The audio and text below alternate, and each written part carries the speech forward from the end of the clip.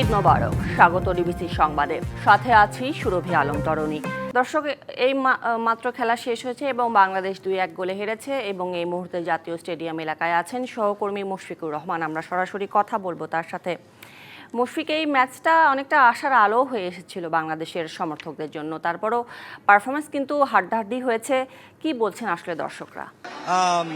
সুরভি, যেটা আপনি বলছিলেন যে এই ম্যাচটা আশার আলো দেখেছিল, সত্যি সত্যি আশার আলো দেখেছিল বাংলাদেশের ফুটবলে, এবং সেই আশার আলোটাকে আরো উজ্জ্বল করার জন্য কিন্তু শত শত দর্শক, হাজার হাজার দর্শক আজকে জাতীয় স্টেডিয়ামে এসেছিলেন খেলাটা উপভোগ করতে, এবং সেই খেলাটা তারা প্রাণবন্তভাবে উপভোগ করেছেন ঠিকই, কিন্তু মনোকষ্ট নিয়েই তাদেরকে স্টেডিয়াম ছাড়তে হয়েছে, কারণ ম্যাচটি বাংলাদেশ 2-1 গোলে হেরেছে। যেখানে ম্যাচটি জেতার কথা ছিল বাংলাদেশের, সেই জায়গায় ম্যাচটিতে হেরে গেছে বাংলাদেশ। সেই অবস্থায় জাতীয় স্টেডিয়ামের গ্যালারি থেকে দর্শকরা নেমে আসছেন, নিশ্চয়ই আপনি দেখতে পাচ্ছেন। একটু আপনাকে দেখাতে চাই, দর্শকরা সবাই গ্যালারি থেকে বেরিয়ে আসছেন, একের পর এক দর্শক সারিবদ্ধভাবে বেরিয়ে আসছেন, এবং তারা কিন্তু অনেকটাই মন খারাপ নিয়ে বেরিয়েছেন। যদিও এই ম্যাচটা বাংলাদেশের জয়ের সম্ভাবনা অনেক বেশি ছিল, বেশ কিছু আক্রমণ ছিল, ধারালো আক্রমণ ছিল, এবং বেশ কয়েকটা অন টার্গেট শুটও করেছিল বাংলাদেশের ফুটবলাররা, কিন্তু শেষ পর্যন্ত সেই শুটগুলো কিন্তু গোলে পরিণত হয়নি। আমরা একটু জানতে চাইবো দর্শকদের কাছে যে আজকের ম্যাচটা কেমন দেখলেন। জি ভাইয়া, অনেক ভালো ছিল, কিন্তু সবচেয়ে বড় কথা হলো কি আমাদের আমাদের 5ই আগস্টের যে আপনারা স্বাধীনতা অর্জন করেছেন, কিন্তু আমি দেখতেছি এই ফুটবলের মধ্যে যে কর্মকর্তা যারা জড়িত আছে, আমি বলি তাদের তদন্ত করে। আপনি দেখেন আমাদের সেরা প্লেয়ার জামাল ভুঁইয়া, আমি হামজার পরে হলো জামাল ভুঁইয়া বাংলাদেশের অন্যতম সেরা প্লেয়ার, কেন তাকে বসানো হয়েছে? আমি কোচের পদত্যাগ চাই, প্লাস যারা কর্মকর্তা আছে ফুটবলের তাদেরকে দ্রুত সরিয়ে প্রয়োজনে আমাকে রাখেন। আমি শুনতে পাচ্ছেন যে দর্শকদের ক্ষোভের কথা, দর্শকদের ক্ষোভ কিন্তু সীমাবদ্ধ নেই। বাংলাদেশের আমি 87 সাল থেকে খেলা দেখি, আমাদের মূল সমস্যা ডিফেন্স। আমাদের তপু ভবন এখন জাতীয় দলে চলে না, তার ডিফেন্স ল্যাকিংসের কারণে আমাদের টিম বারবার সাফার হয়, বারবার কাউন্টার অ্যাটাক খায়। আমাদের খেলাটা কেমন হয়েছে? অনেক ভালো হয়েছে বাংলাদেশের খেলা, কিন্তু কিছু কিছু ভুলের কারণে আমরা হারছি। এটা লাগ বাস, পরবর্তীতে ইনশাআল্লাহ ভালো হবে ইনশাআল্লাহ। সুরভি, শুনছিলেন আসলে দর্শকদের মিশ্র প্রতিক্রিয়া। কেউ বলছে জামালকে নামালে ভালো হতো, কেউ বলছে ডিফেন্সের সমস্যা ছিল, কেউ বলছেন যে বাংলাদেশ ভালো খেলেছে, আবার অনেকে রেফারিকেও দোষারোপ করছেন। আসলে মিশ্র প্রতিক্রিয়া থাকবেই। ফুটবল 11 জনের খেলা, ফুটবল গোলের খেলা, এবং খেলার সেই শেষটুকু কিন্তু নির্ভর করে তার ফলাফলের উপরে। ফলাফল যদি আজ ভালো হতো, আজ হয়তো এই দর্শকরাই বলতেন যে বাংলাদেশ অনেক ভালো করেছে। সেই জায়গায় বাংলাদেশ দলের জন্য শুভকামনা থাকলো যে পরবর্তী যে ম্যাচটি আসবে বাংলাদেশে, সেই ম্যাচে নিশ্চয়ই বাংলাদেশ ভালো করবে, সেই প্রত্যাশা থাকলো বাংলাদেশ দলের জন্য। সুরভি। মুশফিক, ধন্যবাদ আপনাকে। বাফুফের শত চেষ্টাতেও থামানো গেল না বাংলাদেশ সিঙ্গাপুর ম্যাচের টিকিট নিয়ে অনিয়ম। 400 টাকার টিকিট অনেকেই কালোবাজারিদের কাছ থেকে কেনেন 4000 টাকা দিয়ে। দীর্ঘ 3-4 ঘন্টা লাইনে দাঁড়িয়ে থাকার পর গেটে পৌঁছে জানতে পারলেন টিকিটটাই জাল। জাতীয় স্টেডিয়ামের বাইরে থেকে ডিবিসির ক্যামেরায় এ নিয়ে আরও জানাচ্ছেন শেখ আশিক। বাংলাদেশ সিঙ্গাপুর ম্যাচ, যে ম্যাচের শতভাগ টিকিট বিক্রি হয়েছে অনলাইনের মাধ্যমে, এবং অনলাইনের মাধ্যমেই দর্শকরা টিকিট কিনেছেন, কিন্তু যখন টিকিট কাউন্টারে এসে টিকিট চেক করা হচ্ছে, অনেকের টিকিটই বলা হচ্ছে ফেক, যেগুলো নিয়ে স্টেডিয়ামে ঢোকার কোনো অনুমতি দেয়া হচ্ছে না। আমরা এমন কয়েকজনের সঙ্গে কথা বলবো যারা এই ধরনের প্রতারণার শিকার হয়েছেন। ভাই, আমরা দেখছিলাম আপনারা অভিযোগ করছিলেন যে আপনারা অনলাইন থেকে টিকিট কিনেছেন, কিন্তু সেই টিকিট আসলে ফেক, বা সেই টিকিটটা ঢুকতে দেওয়া হচ্ছে না। ঘটনা কি একটু বলেন তো?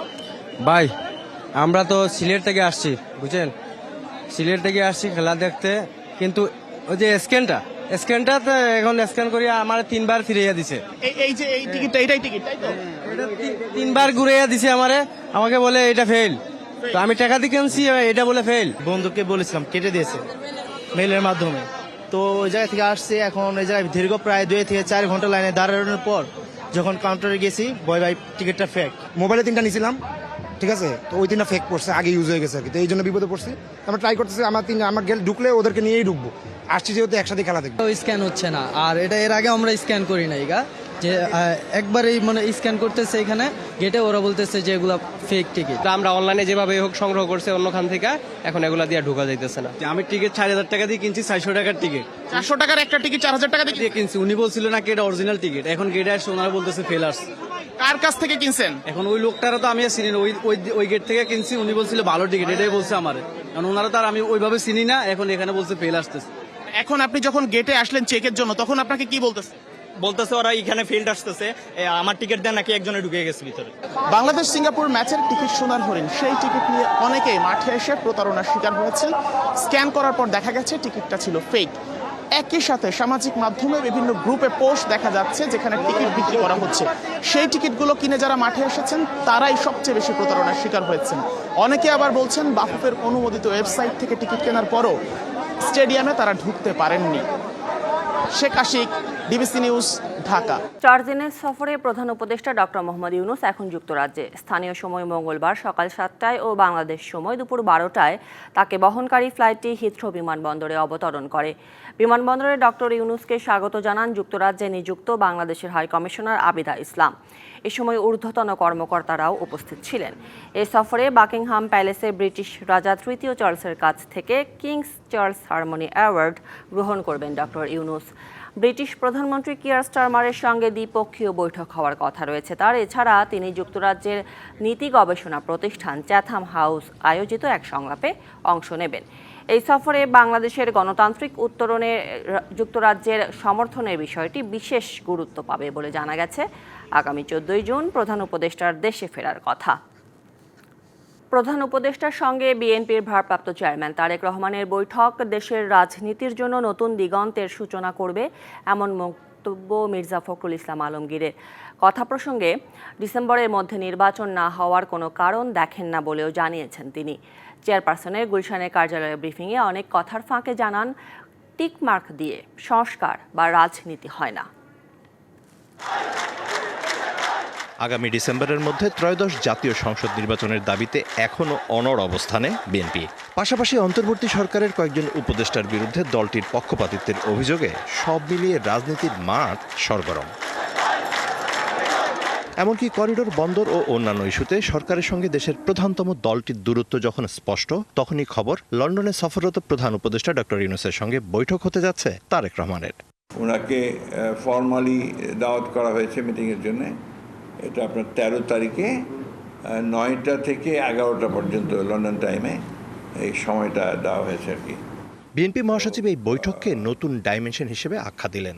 দলের ভারপ্রাপ্ত চেয়ারম্যান যিনি দল চালাচ্ছেন দীর্ঘদিন ধরে এবং রাজনীতিতে প্রধান কেন্দ্রবিন্দু হয়ে আছেন বাংলাদেশে, তার সঙ্গে আপনার সাক্ষাৎ হওয়াটা এখন এই সময়ের মধ্যে এটা সবচেয়ে ইম্পর্ট্যান্ট ইভেন্ট। এই সাক্ষাৎকারটা হলে অনেক সমস্যার সমাধান হয়ে যেতে পারে এবং অনেকগুলো সহজ হয়ে যেতে পারে, নতুন ডাইমেনশন সৃষ্টি হতে পারে, সম্ভাবনা অনেক আর কি। অবশ্য এও বলতে ভুললেন না, বিএনপি মনে করে কোনোভাবে নির্বাচন ডিসেম্বরের পরে যাওয়ার সুযোগ নেই। Time is not good for election. রোজা শেষ হবে, ঈদ শেষ হবে, তার কয়েকদিন পরে নির্বাচন, ব্যয় দ্বিগুণ হয়ে যাবে। আমার বিশ্বাস যে আরও আলোচনা হবে, একটা আপনার নির্বাচনের জন্য চূড়ান্ত একটা সিদ্ধান্ত হবে, তখন তো সেটা যাওয়াটাই বাঞ্ছনীয় হবে। সংস্কার প্রসঙ্গে কথা বলতে গিয়ে টিকমার্কের সমালোচনাও করেন মির্জা ফখরুল। দুঃখজনক ব্যাপারভাবে আপনার সংস্কার কমিটিগুলো তারা যেভাবে জানতে চেয়েছে, এটা অনেকটা যে আপনার স্কুলের টিকমার্ক দিয়ে কি রাজনীতি হয় নাকি? সমালোচনা করলে শত্রু ভাবার সংস্কৃতি থেকে বেরিয়ে যাওয়ার তাগিদ তার। নির্বাচনটা খুব বেশি প্রয়োজন। এটাতে আবার অনেকে আমাকে ভুল বুঝবেন যে সংস্কার চাই না, নির্বাচন চাই, এই যে একটা আমাদের বিরুদ্ধে প্রোপাগান্ডা প্রচার, এটা কোনো যুক্তি নাই। আওয়ামী লীগ ও তার সহযোগী জাতীয় পার্টির হাতে বিএনপির নেতাকর্মীরা সবচেয়ে বেশি নির্যাতিত হয়েছে বলেও মনে করিয়ে দেন বর্ষিয়ান এই রাজনীতিবিদ। আওয়ামী লীগের সবচেয়ে বড় তাদের অত্যাচার, নির্যাতন, নিপীড়ন, ফ্যাসিবাদের সবচেয়ে বড় ভুক্তভোগী হচ্ছে বিএনপি। একইভাবে জাতীয় পার্টির কাছেও আমরা 9 বছর এরশাদের আমলে আপনার নির্যাতিত, নিপীড়িত হয়েছি। আর বিপ্লব নয়, জনগণের ভোটের মাধ্যমেই ক্ষমতায় যাওয়ার প্রত্যয় ছিল মির্জা ফখরুলের কথায়। জাতিকে বিভক্ত করবার চেষ্টা করবেন না। একটা বিষয় জাতি ইউনাইটেড, যে আমরা গণতন্ত্র চাই। Mizan Ahmed, DBC news, Dhaka. সংগঠিত অপরাধের সাজা যদি 7 বা 5 বছরের কম হয় তবে মামলার পরিবর্তে সালিশের পথে হাঁটতে চায় সরকার। দণ্ডবিধিতে যুক্ত করতে চায় প্লি বার্গেইন অ্যাক্ট। আইন মন্ত্রণালয়ের এমন উদ্যোগের বিষয়ে আইনজ্ঞরা বলছেন, দ্রুত অভিযোগ নিষ্পত্তির সুযোগ থাকলেও অপরাধীর সঙ্গে আপোষ হলে বাড়বে অপরাধ, ভেঙে পড়বে সামাজিক শৃঙ্খলা, তৈরি হবে বিচার বিভাগের উপর অনাস্থা। তাই দণ্ডবিধি সংশোধনে সতর্ক ও দূরদর্শী হবার পরামর্শ বিশিষ্টজনদের। প্লি বার্গেইন অ্যাক্ট যুক্তরাজ্য সহ উন্নত দেশগুলোতে থাকা এই আইনে অপরাধী দোষ স্বীকার করলে কম হয় সাজা।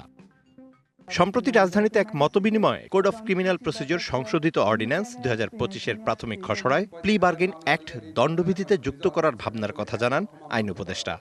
আমরা মামলার চাপ কমানোর জন্য যতগুলো পদক্ষেপ নেওয়ার চেষ্টা করব। প্রস্তাবিত খসড়ায় বলা হয় কম সাজার অপরাধে সালিসি নিষ্পত্তির কথা। অপরাধ স্বীকার করলে অপরাধী মামলা থেকে অব্যাহতি পেতে পারেন, তবে দিতে হবে ক্ষতিপূরণ।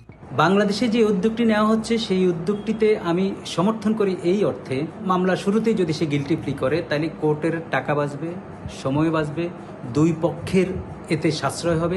ইভেন সৌদি আরবেও তো এই যে ব্লাড মানি বলে, ব্লাড মানির মাধ্যমেও নিষ্কৃতি পাওয়ার ব্যবস্থা হয়। তবে সাজা কমা বা বিচার থেকে অব্যাহতি পাওয়ার বিধান জনমনে ভুল বার্তা দিতে পারে বলে শঙ্কা আইন বিশেষজ্ঞদের। এই প্লি বার্গেনিংটা কার্যকর হবে 7 বছরের নিচের কোনো যদি সাজা কোনো বিধান থাকে তাহলে সেই আইনের ক্ষেত্রে। আমি বলেছি এটা একটা ডেঞ্জারাস প্রপোজিশন, এটা একটা ভয়াবহ জিনিস। 7 বছর পর্যন্ত সাজা একটা মানুষকে মারলেও হতে পারে, একটা মানুষকে। তো একজন ব্যক্তিকে যখন আঘাত করে কোনো ফৌজদার অপরাধ করবে না, তার সঙ্গে সমঝোতা করতে বলবেন, সেখানে ম্যাজিস্ট্রেট থাকবে, দুই প্রতিপক্ষ থাকবে, তার মানে কি এটা একটা অসৎ চর্চার মতো তৈরি হবে। ধনিক শ্রেণী অপরাধ করে টাকা দিয়ে আইন আদালত অপরাধ কেনা, অর্থাৎ টাকা দিয়ে অপরাধ কিনে সে বেঁচে যাওয়া, এটিরও প্রবণতা দেখা দিতে পারে। সুতরাং এটি নিয়ে আলোচনা পর্যালোচনা করতে হবে। দণ্ডবিধি সংশোধনে সরকারকে দূরদর্শী হওয়ার পাশাপাশি বিভিন্ন আইনি বিষয়ে আপিল বিভাগের নির্দেশনা অনুসরণের পরামর্শ তাদের। সিআরপিসি, সিপিসি, বিপিসি এগুলো কিন্তু আজকে একদিনে হয় না, এগুলো অনেক চিন্তা ভাবনা করে এই বইগুলো লেখা হয়েছে। এর বাইরে গিয়ে যদি আপনি কিছু করতে যান, সেখানে কিন্তু শাসন ব্যবস্থা থাকে। মেজর জিনিসগুলোকে পরিবর্তন করতে হলে অবশ্যই আপনাকে পার্লামেন্টারি সিস্টেম অফ গভর্নমেন্টে যেতে হবে। আদারওয়াইজ আপনি আজকে একটা বলে দিলেন, পার্লামেন্ট এসে বললো যে আমি এটা থ্রোন আউট করে দিলাম। যেখানে হত্যা মামলা, যেখানে ধর্ষণ মামলা আপোষ হয়ে যায়, তো সে সমস্ত ক্ষেত্রে, এই সমস্তগুলো ক্ষেত্রে তো আর্থিক বিনিময়ে, নানা রকম সামাজিক চাপে, ব্যক্তির চাপে, প্রভাবের কারণে এগুলো হতে পারে। সুতরাং আইনি কাঠামোর মধ্যে এই প্রভাব বিস্তার করার এই সুযোগটা দেওয়া ঠিক হবে না। 1/11 সরকারের ট্রুথ কমিশনের বিষয়ে সর্বোচ্চ আদালতের নেতিবাচক মনোভাবের কথাও স্মরণ রাখা প্রয়োজন বলেও মত দেন আইন বিশেষজ্ঞরা। Mizan Ahmed, DBC news, Dhaka. প্রধান উপদেষ্টা ডক্টর মোহাম্মদ ইউনূসের যুক্তরাজ্য সফরের নানা দিক নিয়ে কথা বলার জন্য এই মুহূর্তে লন্ডন থেকে যুক্ত হচ্ছেন যুক্তরাজ্যে বাংলাদেশে হাই কমিশনে নিযুক্ত প্রেস মিনিস্টার আকবর হোসেন। আকবর হোসেন, আপনাকে স্বাগত আজকে আমাদের আয়োজনে। যুক্তরাজ্যে প্রধান উপদেষ্টার এই সফরকে কিভাবে বিশ্লেষণ করবেন আপনি? দেখুন, প্রধান উপদেষ্টার এই যুক্তরাজ্য সফরটা বেশ গুরুত্বপূর্ণ নানা কারণে। প্রথম কথা হচ্ছে, তিনি প্রধান উপদেষ্টার পদে আসীন হবার পর থেকে লন্ডনে এটা তার প্রথম সফর, এবং আপনারা জানেন যে লন্ডন হচ্ছে বিশ্ব কূটনীতির একটা হাব, বা আমরা বলি যে যেটা কেন্দ্রস্থল। এখানে পৃথিবীর বিভিন্ন মাল্টিল্যাটারাল অর্গানাইজেশন আছে, বিভিন্ন সংস্থা আছে যেগুলো বিশ্ব বাণিজ্য, বিশ্ব কূটনীতির জন্য অত্যন্ত গুরুত্বপূর্ণ। সেই প্রেক্ষাপটে এই সফরটা বেশ গুরুত্বপূর্ণ। এবং প্রধান উপদেষ্টা আজ সকালে 7:15 লন্ডনের হিথ্রো বিমানবন্দরে তিনি অবতরণ করেন, এবং সেখানে বাংলাদেশের হাই কমিশনার আবিদা ইসলাম তাকে স্বাগত জানান। এরপর তারা হোটেলে আসেন, প্রধান উপদেষ্টা যেখানে থাকার কথা। তিনি হোটেলে আসার পর ওনার সঙ্গে বেশ কয়েকটা গুরুত্বপূর্ণ বৈঠক হয়েছে, এবং প্রথম বৈঠকটি ছিল যে বিমান প্রস্তুতকারক সংস্থা এয়ারবাসের সিনিয়র ভাইস প্রেসিডেন্ট, তিনি একজন ঊর্ধ্বতন কর্মকর্তা, তিনি বৈঠক করেছেন। এছাড়া আরেকটি কোম্পানি যারা বিভিন্ন এয়ারপোর্টে গ্রাউন্ড হ্যান্ডলিং এর কাজে থাকেন, তাদের সঙ্গে ওনার একটা বৈঠক হয়েছে। এই বৈঠকগুলোর মূল বিষয় হচ্ছে যে, বিশেষ করে যে গ্রাউন্ড হ্যান্ডলিং যে কোম্পানি যাদের সঙ্গে কথাবার্তা হয়েছে, যে আপনারা জানেন বাংলাদেশে যে শাহজালাল বিমানবন্দর, সেটির যে 3rd টার্মিনাল চালু করা এবং সেটি গ্রাউন্ড হ্যান্ডলিং এর কাজ কিভাবে এফিশিয়েন্টলি করা যায়, এই বিষয়গুলো নিয়ে কথাবার্তা হয়েছে। এরপর বিকেলের দিকে তিনি আরেকটি বৈঠক করেছেন, সেটি হচ্ছে all party parliamentary group on Bangladesh. এটি ব্রিটিশ পার্লামেন্টে বিভিন্ন সদস্যদের নিয়ে গঠিত একটি গ্রুপ, যারা বিশেষ করে বাংলাদেশ সংক্রান্ত বিভিন্ন বিষয়াদি নিয়ে তারা সবসময় জানতে চান বা বিভিন্ন বিষয়ে তাদের একটা ভূমিকা থাকে। সেই প্রতিনিধি দলের যারা ব্রিটিশ এমপি, যারা হাউস অফ কমন্স এবং হাউস অফ লর্ডস এর এমপি, তারা এখানে এসেছিলেন, ওনার সঙ্গে কথা বলেছিলেন। এবং এদের মধ্যে ছিলেন আফসানা হক, রূপা হক, ওনাদের মতো জনপ্রতিনিধিরা। এবং সেখানে প্রধান উপদেষ্টার সঙ্গে তাদের বিস্তারিত কথা হয়েছে, বিশেষ করে বাংলাদেশের চলমান রাজনৈতিক পরিস্থিতি, বাংলাদেশের যে গণতন্ত্রের দিকে উত্তরণের যে যাত্রা, সেখানে সেটি কিভাবে হচ্ছে, এবং একই সঙ্গে যে সংস্কার কার্যক্রম, তারা জানতে চেয়েছেন যে এই সংস্কার কার্যক্রম এটা কেন প্রয়োজন, এবং তারাও মনে করছেন যে কিছু কিছু ক্ষেত্রে সংস্কার বাংলাদেশে বেশ জরুরি হয়ে পড়েছে, এবং বাংলাদেশ কিভাবে একটা স্থিতিশীল অবস্থায় গণতন্ত্রের পথে উত্তরণ করতে পারে। এই বিষয়গুলো নিয়ে তারা কথা বলেছেন, প্রধান উপদেষ্টা বিভিন্ন প্রশ্নের জবাব দিয়েছেন। জি, আপনার এরপরে বিকেলের কথার দিকে ওনার ধারাবাহিকতায় আরেকটি আকবর বৈঠক হোসেন, আছে, যদি সেটি আমরা হচ্ছে একটু দেখি যে এই সফরটির সঙ্গে কিন্তু বেশ কয়েকটি গুরুত্বপূর্ণ ইস্যু জড়িত, যেরকম বিএনপির ভারপ্রাপ্ত চেয়ারম্যান তারেক রহমানের সঙ্গে বৈঠক রয়েছে, করিডোর ইস্যু রয়েছে, আরও নানা ইত্যাদি ইস্যু রয়েছে। তো বাংলাদেশের সামগ্রিক প্রেক্ষাপট বিবেচনায় আসলে এই সফর থেকে কি কি ধরনের ডাইমেনশন আসতে পারে? আপনি ঠিকই বলেছেন, মানে একটা তো হচ্ছে যে আন্তর্জাতিক বিষয়াদি, সেটা তো আছে, এবং সেই সঙ্গে এখন দেশের রাজনীতির বিষয়টিও এখানে যুক্ত হয়েছে। এবং আমরা গণমাধ্যম সূত্রে যেটা জানতে পেরেছি, এটা মোটামুটি কনফার্ম হয়েছে যে বিএনপির ভারপ্রাপ্ত চেয়ারম্যান জনাব তারেক রহমানের সঙ্গে এখানে একটা বৈঠক অনুষ্ঠিত হবার কথা রয়েছে, প্রধান উপদেষ্টা অধ্যাপক মোহাম্মদ ইউনূসের। এবং এই বৈঠকটি নানাভাবে গুরুত্বপূর্ণ, কারণ দেখুন 5ই আগস্টের পরে বাংলাদেশের অন্তর্বর্তী সরকার যখন যাত্রা শুরু করলো, নির্বাচন প্রশ্নে বা বিভিন্ন সংস্কার প্রশ্নে বড় রাজনৈতিক দলগুলোর মধ্যে বিভিন্ন কথাবার্তা হচ্ছে, এবং প্রধান উপদেষ্টাও মনে করছেন যে এই বৈঠকটা, এবং একই সঙ্গে বিএনপির দিক থেকেও মনে করা হচ্ছে এই বৈঠকটা গুরুত্বপূর্ণ, কারণ বাংলাদেশ যদি একটি স্থিতিশীল অবস্থায় গণতন্ত্রের পথে যাত্রা শুরু করতে চায়, তাহলে একটা স্থিতিশীল বাংলাদেশ খুব দরকার, এবং সবগুলো পক্ষের মধ্যে একটা বোঝাপড়ার দরকার। এবং এটা মনে করা হচ্ছে যে জনাব তারেক রহমানের সঙ্গে প্রধান উপদেষ্টা যে বৈঠকটা হবে, এটা বাংলাদেশের সামনের দিনগুলোর স্থিতিশীলতার জন্য একটা অত্যন্ত গুরুত্বপূর্ণ, কারণ বিএনপি বাংলাদেশের এই মুহূর্তে সবচেয়ে বড় রাজনৈতিক দল, এবং গত 16 বছরে আওয়ামী লীগের শাসনের সময় এই রাজনৈতিক দলটি নানাভাবে হেনস্থার শিকার হয়েছে, হয়রানির শিকার হয়েছে, চরমভাবে মানবাধিকার লঙ্ঘনের শিকার হয়েছেন তাদের দলের নেতাকর্মীরা। সুতরাং এখন যে প্রশ্নটা সামনে আসছে, যে বাংলাদেশের সামনের যে নির্বাচনটি, যেটা এপ্রিল মাসে হবার কথা বলে অধ্যাপক মোহাম্মদ ইউনূস তিনি ঘোষণা দিয়েছেন, এই নির্বাচনের পথে বাংলাদেশ কিভাবে সুষ্ঠু যাত্রা করতে পারে, সেটা হবে হয়তো আলোচনার একটা মূল বিষয়বস্তু। কারণ একই সঙ্গে আপনি জানেন যে নির্বাচন নিয়ে বিএনপিরও কিছু নিজস্ব মতামত আছে, এবং এই বিষয়গুলো নিয়ে হয়তো কথা হবে, এমনটাই বিভিন্ন গণমাধ্যমে বলা হচ্ছে। এবং অবশ্যই এটা আপনি ঠিকই বলেছেন যে এই ডাইমেনশনটা, আন্তর্জাতিক কূটনীতি তো আছেই প্রধান উপদেষ্টার এই সফরে, একই সঙ্গে বাংলাদেশের স্থিতিশীলতার প্রশ্ন, বাংলাদেশের রাজনৈতিক স্থিতিশীলতার প্রশ্ন, এবং বাংলাদেশের গণতন্ত্রের উত্তরণের ক্ষেত্রে যে যাত্রা, এবং এটা যাতে স্মুথ হয়, সেক্ষেত্রে জনাব তারেক রহমানের সঙ্গে বৈঠকটা একটা অত্যন্ত গুরুত্বপূর্ণ ভূমিকা থাকবে, এবং এটা দিয়ে এদিকে বাংলাদেশের মানুষের একটা ব্যাপক আগ্রহ আছে বলে আমরা দেখতে পাচ্ছি। নিশ্চয়ই আকবর হোসেন, আপনাকে অসংখ্য ধন্যবাদ আজকে আমাদেরকে সময় দেওয়ার জন্য। দেশে গত 24 ঘন্টায় আরও 13 জনের করোনা ভাইরাস শনাক্ত হয়েছে, তবে একই সময়ে কারো মৃত্যু হয়নি। মঙ্গলবার বিকেলে স্বাস্থ্য অধিদপ্তর থেকে পাঠানো বিজ্ঞপ্তিতে এই তথ্য জানানো হয়। গত 24 ঘন্টায় মোট 101টি নমুনা পরীক্ষায় করোনা ধরা পড়েছে 13 জনের। 24 ঘন্টায় 2 করোনা রোগী সুস্থ হয়েছেন। এ নিয়ে চলতি মাসের প্রথম 9 দিনে দেশে এই ভাইরাসে আক্রান্তের সংখ্যা বেড়ে হলো 49 জন। পবিত্র হজ পালন শেষে দেশে ফিরছেন বাংলাদেশের হাজিরা।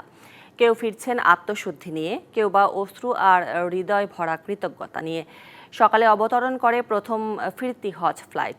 ফিরে আসার এই গল্পে আছে আবেগ, ভালোবাসা আর এক টুকরো বেহেশতের ছোঁয়া। বৃহস্পতিবার আরাফাতের ময়দানে মুনাজাতের মাধ্যমে শেষ হয় পবিত্র হজের মূল আনুষ্ঠানিকতা। পরদিন শুক্রবার ঈদুল আজহা উদযাপন ও পশু কুরবানি দেন হাজিরা। প্রস্তুতি শেষে এবার দেশে ফেরার পালা। মঙ্গলবার ঢাকার আকাশে ছুঁয়ে 369 হাজি নিয়ে দেশে ফিরল সৌদি এয়ারলাইন্সের প্রথম ফ্লাইট। সময় তখন সকাল 10:52। ফিরে আসা হাজিরা বলছিলেন, চিন্তার চাইতেও ভালো ছিল সবকিছু, তাই তো মহান আল্লাহর কাছে এমন শুকরিয়া। কষ্ট নেই, এবার অনেক সহজই হয়েছে।